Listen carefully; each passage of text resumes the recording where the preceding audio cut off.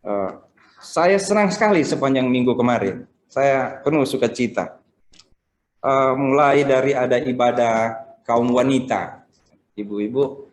Saya senang sekali karena di ibadah kaum wanita itu kesaksiannya adalah penginjilan. Saudari Eci yang dari Ambon itu bersaksi tentang bagaimana dia menginjil. Dan ada satu kata yang dia gunakan dan itu sangat menguatkan saya. Yaitu ketika dia sebenarnya dia menginjil kepada seseorang, bukan seseorang, ke teman-temannya karena dia diminta pimpin satu ibadah. Ada teman-temannya itu harus bertugas dan dia bilang, dia menggunakan kata gini, jangan pulang sebelum tugas selesai, atau tidak akan kembali sebelum tugas selesai. Jadi mereka pikir itu adalah mereka yang mau pergi bekerja, tapi sebenarnya yang dimaksud oleh saudari Eci adalah Tuhan Yesus tidak kembali ke surga sebelum tugasnya selesai. Dan itu saya mengutip berkali-kali itu, dan hari ini saya kutip lagi kata-kata itu. Tuhan Yesus tidak kembali ke surga sebelum tugasnya selesai, ya kan? Lalu Ibu Shirley berdiri dan bersaksi tentang penginjilan. Tanggal 1 Ibu Upi bersaksi tentang penginjilan, karena itu tema kita tahun ini. Tema kita tahun ini, berdiri teguh, berdiri kokoh di atas Injil kasih karunia. Saya bilang minggu kemarin, gereja itu mau hebat dalam hal apapun, tetapi jika tidak ada penginjilan, maka kekristenan akan merosot. Terima kasih untuk perjuangan. Terima kasih untuk perjuangan saudara-saudara dalam memberitakan Injil, dalam bersaksi bagaimana menyampaikan Injil. Luar biasa. Tuhan Yesus dimuliakan. Terima kasih. Sangat-sangat menguatkan. Saya sendiri mengalami hal yang luar biasa juga minggu ini. Kemarin hari Sabtu jam 1 siang ada PA saya dengan gadis-gadis remaja. Saya senang sekali dengan mereka. Mereka itu para remaja pada sekitar tahun 70-an mereka remajanya. Ya. Kira-kira karena umur sekarang sudah 70. Pada saya tanya umur berapa Ibu? Saya bukan ibu Pak, saya oma. Oh iya, umur berapa oma? 71. Jadi saya saya senang bertemu dengan para remaja dan bicara tentang Injil.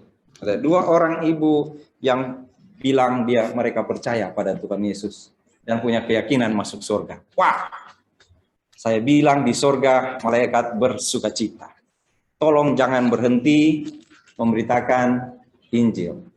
JJ bilang pada saya, itu waktu saya selamat ulang tahun, lalu saya sakit, saya bilang kepada JJ, nanti nggak ada PA sekolah minggu ya. Dia berdiri di depan situ, lah dia lihat saya, tiba-tiba tangannya pukul tangan saya dan dia bilang begini, Pak Sony, nggak boleh nggak ada sekolah minggu, karena sekolah minggu itu bikin anak-anak pintar dan Tuhan Yesus sayang. Saya lihat JJ. Dulu ada Sela. Setiap PA, kalau mau PA, Sela itu pernah dia panas. Tapi mamanya Ibu Shirley, cucu dari Oma Lena tadi yang ada di sini, sayang Ibu Shirley, selalu bawa dia walaupun dia panas, dia demam untuk PA. Amel juga begitu, dibawa mereka.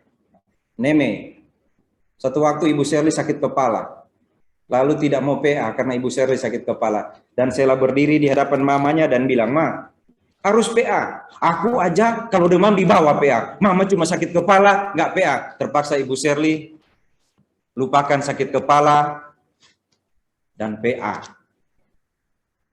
Saudara, pelayanan ternyata bukan cuma untuk kita. Pelayanan itu untuk orang-orang, anak-anak kecil yang satu waktu mereka akan balik dan berkata pada kita, seperti yang pernah kita katakan kepada mereka. Pada satu waktu kelak, anak-anak yang melihat kita hidup dalam Tuhan, satu waktu kelak mereka akan ingatkan kita, seperti apa yang pernah kita katakan atau lakukan kepada mereka. Sedang kasih Tuhan Yesus, itu sebabnya Paulus bilang seperti ini. Sebab aku mempunyai keyakinan yang kokoh dalam Injil. Karena Injil adalah kekuatan Allah. Karena aku mempunyai keyakinan yang kokoh.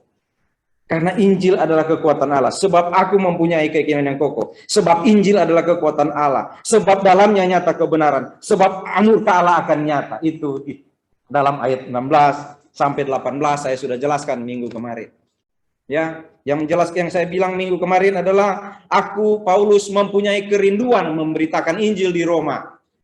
Dia memiliki kerinduan, dia merasa berhutang. Dia merasa berhutang kepada orang-orang yang belum mendengar Injil.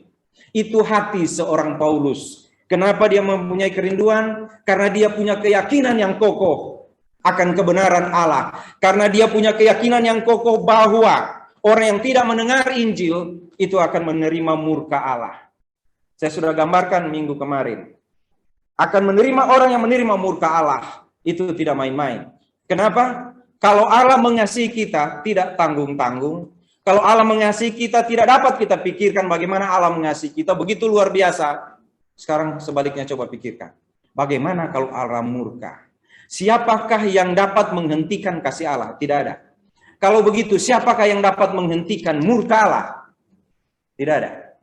Jadi bagi Paulus, kenapa dia merasa berhutang kepada orang lain? Karena dia punya keyakinan yang kokoh akan Injil. Karena dia punya keyakinan bahwa Injil itu adalah kekuatan Allah. Jadi hari ini kita mau bicara tentang tantangan. Tantangan apa? Paulus punya keyakinan yang kokoh tentang Injil. Paulus punya keyakinan yang kokoh.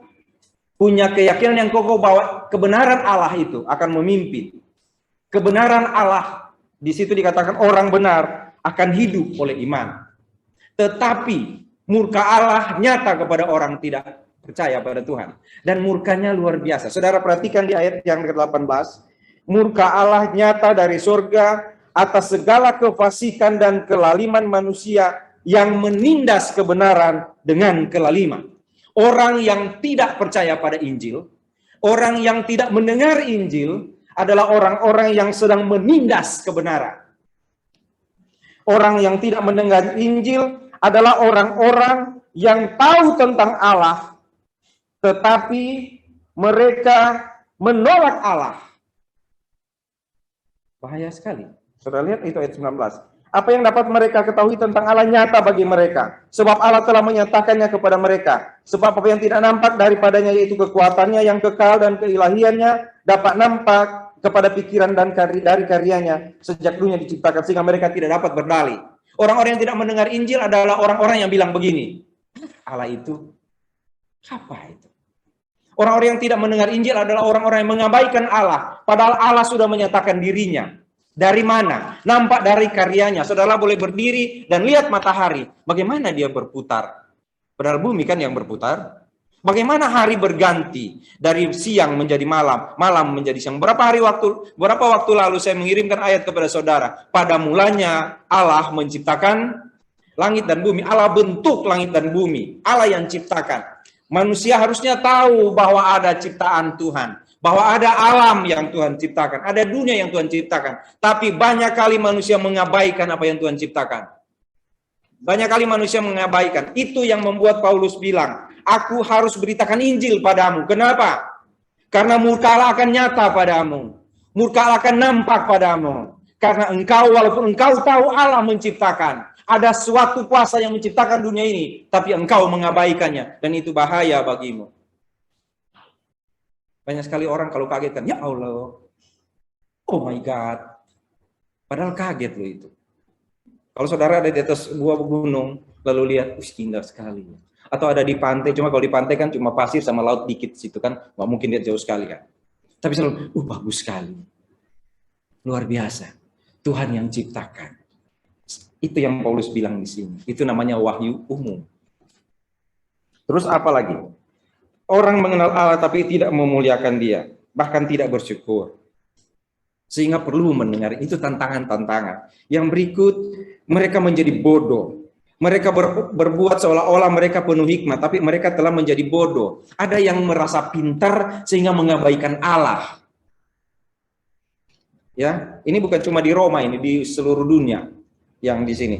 Mereka menggantikan kemuliaan Allah yang tidak fana dengan gambar yang mirip dengan manusia, burung-burung, binatang-binatang berkaki 4, binatang menjalar, diganti itu Allah dengan berhala. Bahaya, murka Allah akan nyata padamu karena menggantikan Allah dengan berhala. Terus, karena mereka seperti itu, maka Allah menyerahkan mereka kepada keinginan hati mereka yang akan kecemaran, sehingga mereka saling mencemarkan tubuh mereka. Mereka mencemarkan tubuh mereka. Jadi gini, karena mereka tahu ada Allah, tapi mereka tidak menyembah Allah. Mereka merasa pintar. Mereka merasa Allah harus nampak pada mereka. Padahal Allah yang tidak nampak itu sudah nampak dari karyanya. Apa yang Allah buat? Allah biarkan mereka. Saudara perhatikan di situ. Allah menyerahkan mereka kepada pikiran-pikiran yang. Udah silakan. Saudara ingat Firaun yang menahan Israel untuk keluar, Tuhan bilang silakan. Saudara tahu kalau ada orang yang menolak Injil, atau ada orang yang tidak mau taat pada Tuhan, Tuhan bisa loh bikin, oke, silakan saja. Saudara ingat Yudas? Ketika Tuhan bilang, yang makan bersama-sama dengan aku, mencelupkan roti ini sepinggan dengan aku, dia akan menjual aku. Semua bertanya, Tuhan, akukah itu? Tapi Yudas diam saja. Dan Tuhan bilang pada Yudas, Yudas, apa yang engkau mau lakukan, lakukanlah. Kalau engkau tidak mau taat pada Tuhan. Tuhan bilang, lakukanlah apa yang engkau mau. Tapi Paulus bilang, hati-hati, karena murka Allah akan nyata kepada mereka. Saudara lihat itu tantangan-tantangan. Kenapa Paulus bilang, aku punya keyakinan yang kokoh dalam Injil. Karena di luar saya, di luarmu, di luar engkau, di luar kita ada orang-orang yang seperti itu. Sehingga kita harus sampaikan Injil kepada mereka. Aku mempunyai keyakinan yang kokoh akan Injil.